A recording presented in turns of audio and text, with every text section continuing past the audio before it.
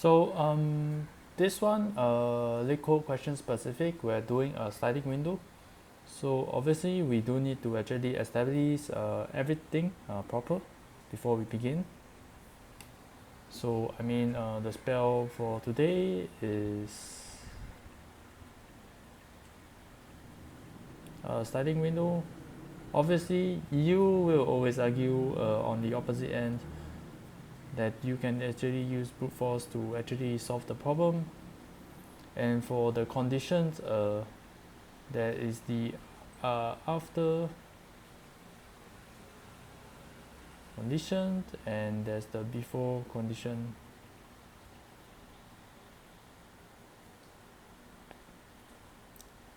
So I think we can just start play out the items per se. Immediately I do see some kind of like item that we can actually make use of. So for question specific is talking a lot about using this calculation, whereby I think this is maybe say a minus b equals to c that less than equals to k. So this is like a sort of like a calculation that's actually involved for question specific, and it will be something that we actually to serve. So for question specific, this is the rule book that we have to actually follow. So it's a minus b equals to c, and then making sure that it's always less than equals to k, where k they establish as being this value 2, right? So k equals to 2, that you can't go past, your c can't go past 2 basically, right? So and another thing is that they box out to actually store this hash map data.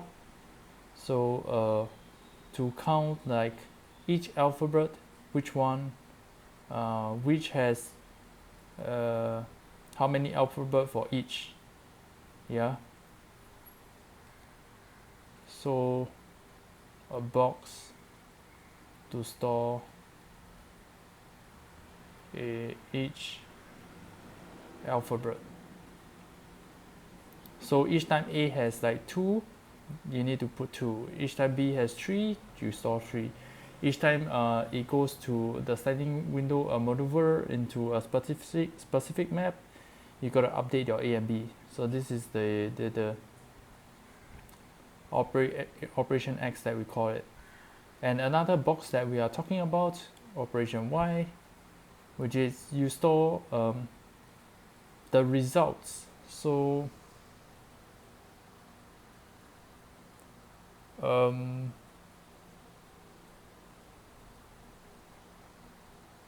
this one is counting how big my current box is. So say for example my box is over here.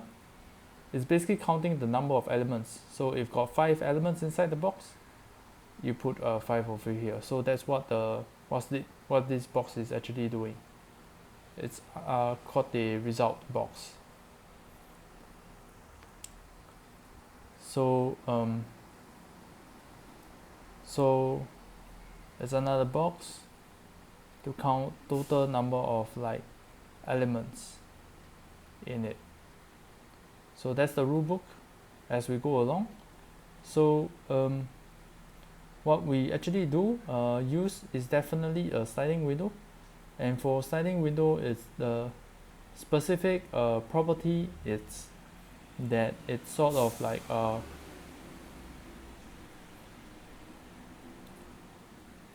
the box maneuver around the map. So that's what the property for the sliding window it is. And for this case, because we do know that there's like different kinds of like sliding window.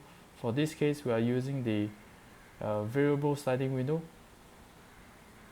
So it will adjust according to situation base. So without further ado, we go play it out. So let's play out. Here we plant our L in the very first place, L and then R, and then we start doing our calculation for this. So what is my A value for this case, right? So my A for this case, I believe it's what I do actually do calculate is I think it's to do with total. So it goes along the line of like total minus max element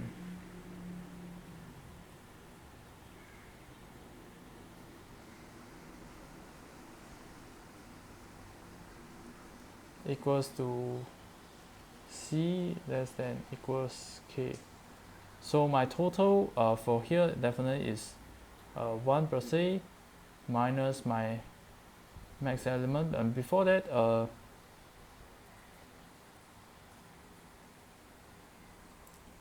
we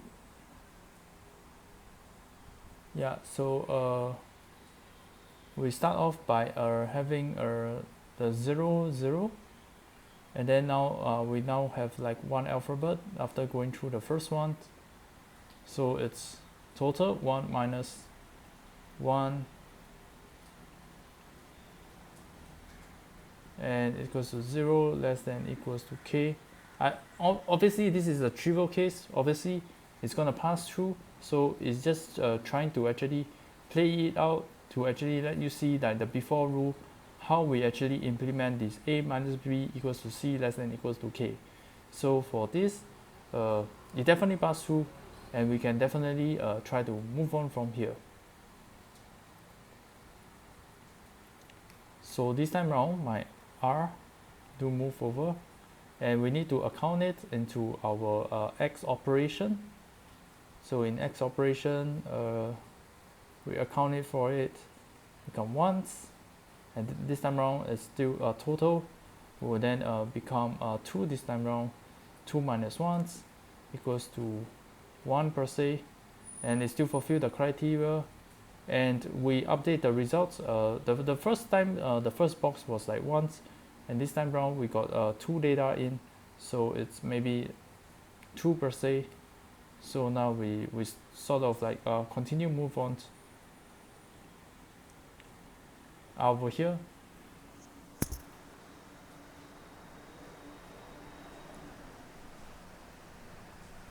And this time around manipulate the data for A is 2 this time around, and we go to X, Y, and this is our Z operation per se.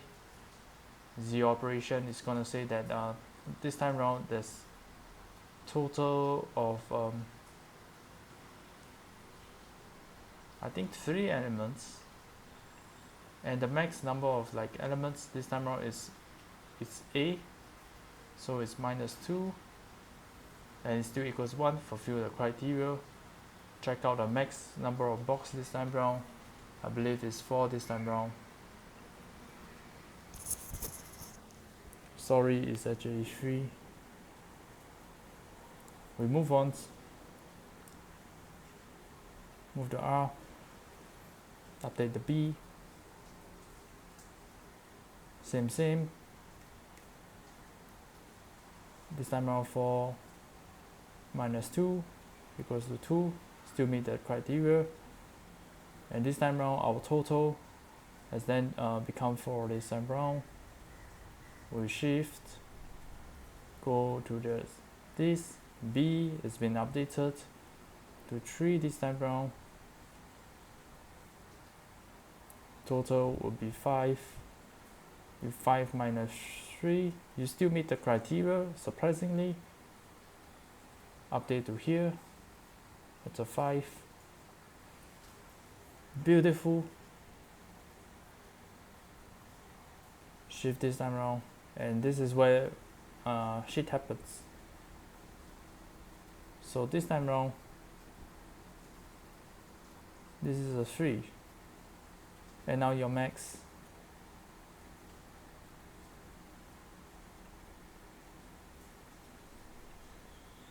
Six minus 3, you get 3, and this is not good. And when stuff do happen over here, something go wrong at operation Z, that's when you need to do something. You need to shift your sliding window. You need to cancel this out and shift your sliding window towards here. And this time around, you go to update to your operation X that you got one less A this time around. And under operation X, you update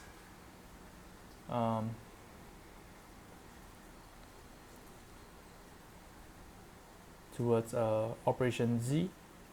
5 minus 3 equals back to 2. You fulfill the criteria, and all along your result is for the previous box, I believe it's already 5.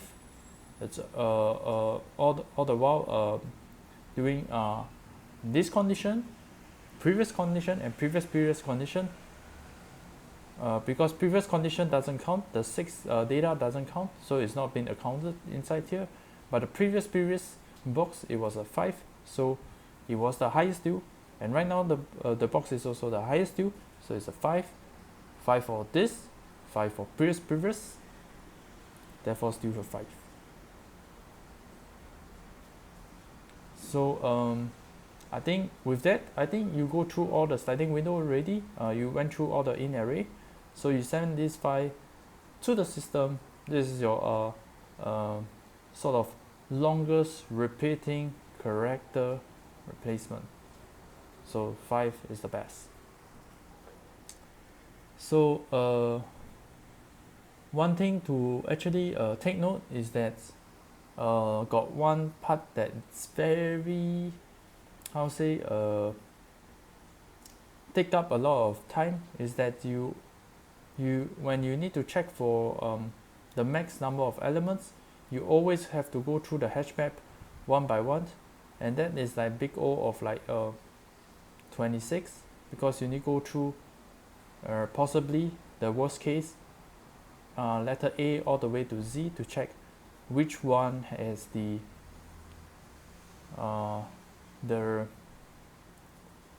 sort of like the max number of element before you can actually do the operation Z.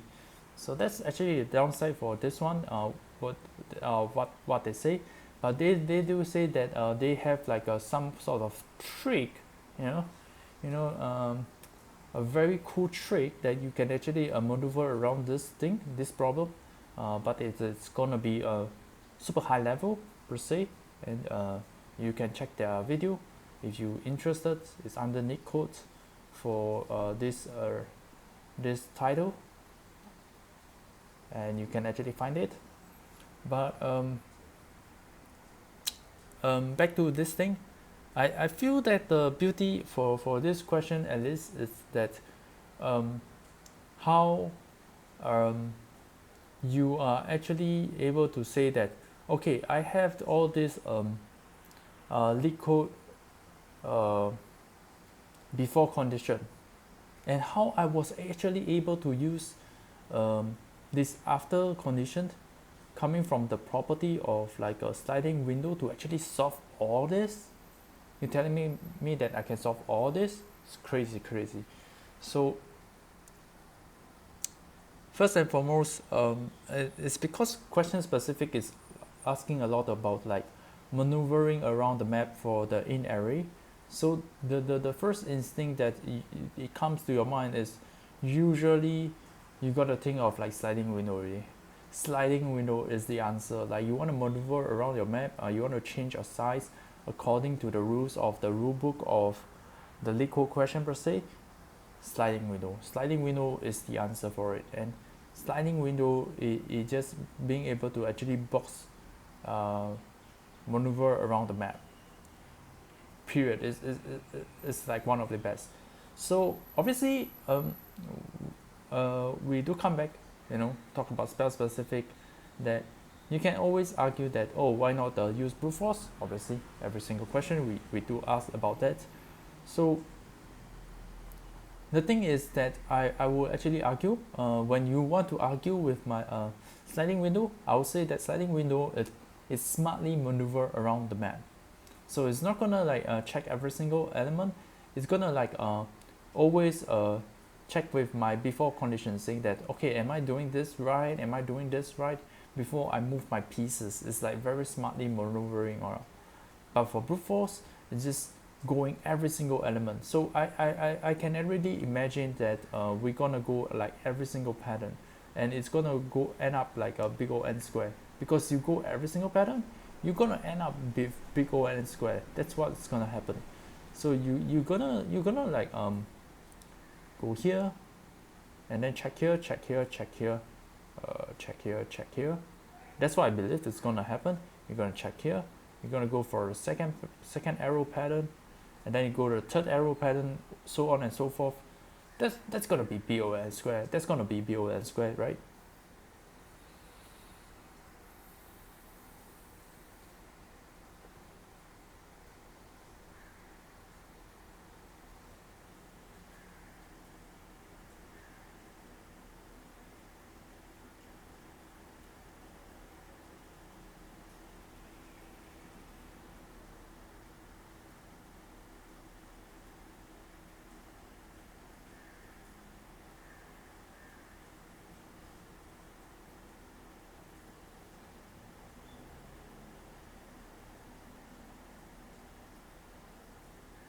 Yeah. So say for example, you go by the first arrow. So say you go check these two elements. You will actually ask the question, oh, have I actually can I do this A minus B equals to C? Does it meet the criteria? Okay, it meet the criteria. It make the criteria K equals 2. And then I start counting all the values, these two boxes per se. And then and every time I gonna just keep on asking. And then the thing that we actually compare between sliding window and brute force is basically this. For brute force, you're gonna be accounting for too many patterns, as opposed to sliding window. Sliding window is just move L and the R like at specific timing, at certain situation, then it actually move. But for brute force, it goes through every single possible pattern. That's the difference. That's why it causes a big O n square. But for sliding window, I believe it's just maneuver one sweep throughout the map, big O of n. That's the time complexity for sliding window per se. So that's what I think, in my opinion at least. And yeah, I think that's it for this question. Everything comes to an end.